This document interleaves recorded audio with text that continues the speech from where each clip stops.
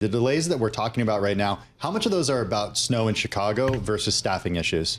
It's a combination. So we've seen, obviously, Chicago has been really affected by this.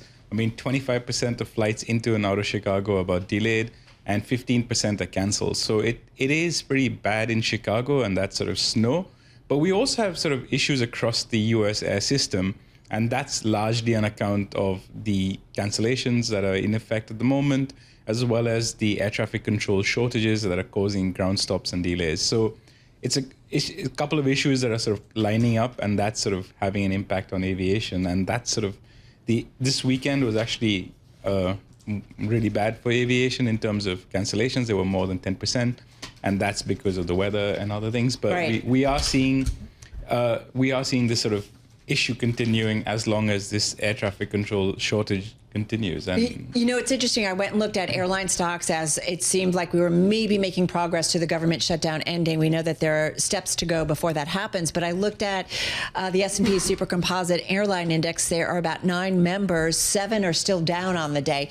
I mean, what does it take, though, for ultimately this to clear out? It's not like the government reopens and, whew, everything's fixed, is it? Exactly. I mean, that's the other issue, the fact that, one, it's going to take a while for the airlines to ramp back up to their services. They're going to have to get sentiment as well, because, I mean, this shutdown and this restriction has had impact on sentiment for flyers. Would you book a flight? I'm holding off. We got to go somewhere on Thursday night, and I don't know how I'm going to get there. Maybe I'll drive. I'm flying tomorrow, so let's hope that goes off well. But it is something that on people's minds. I mean, I've had people texting me who I haven't spoken to in years, asking me, should I get onto a plane? Should I buy a ticket for Thanksgiving?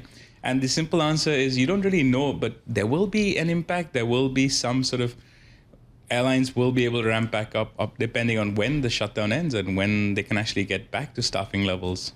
Well, speaking of staffing, the president weighed in a post on social media earlier today. He said that all air traffic controllers must get back to work now. Anyone who doesn't will be substantially docked. He said that he will be recommending a bonus of $10,000 per person for distinguished service to our country for those who did not take time off during this time. That's not the part that got my attention. The part that got my attention was, if you want to leave service in the near future, please do not hesitate to do so. You will be quickly replaced by true patriots who will do a better job on the brand new state-of-the-art equipment.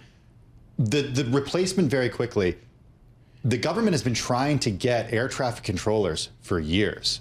This is a job that is very tough for the government to fill.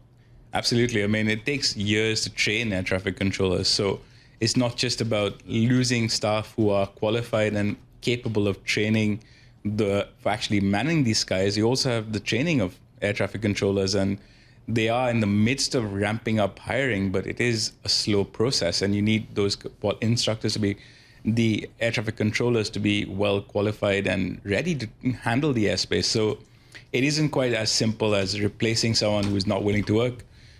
So it will take a long time for ramping up air traffic control staffing. I mean, remember, we were already facing air traffic controller shortages, and we had that sort of outage in Newark. We had multiple issues with staffing. So it's not going to be as easy as replacing people with whoever they want to.